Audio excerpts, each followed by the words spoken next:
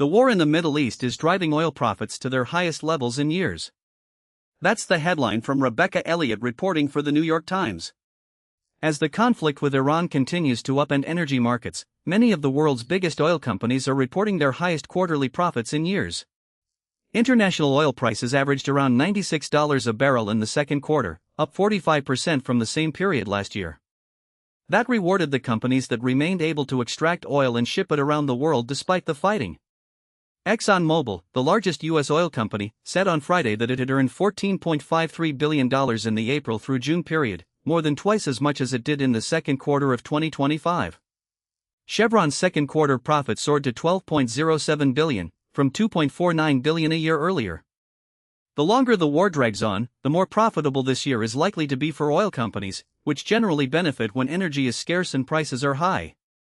Quote, "While we didn't anticipate the current situation, we were prepared for it," end quote, said Darren Woods, Exxon's chief executive, on the company's earnings call.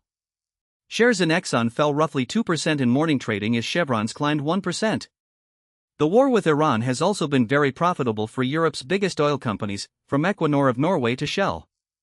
Shell's second quarter earnings tripled from 2025, hitting $10.82 billion, the London company said Thursday. Not everyone is faring quite so well. The world's most valuable oil company, Saudi Arabia's Aramco, has been more affected by the war because most of its operations are in its home country, near the heart of the fighting. Still, Aramco's second quarter earnings, due out next week, are expected to have climbed roughly 27% from last year, according to analysts surveyed by FactSet. The collapse this month of the ceasefire between the United States and Iran, along with the tussle for control over the Strait of Hormuz and its access to the Persian Gulf, has prolonged those disruptions. A new wave of attacks in the Red Sea, an alternative shipping route, happened after the second quarter ended but has pushed energy prices higher again. International oil prices, which were around pre-war levels of $72 a barrel at the start of July, had rebounded to about $87 by Friday.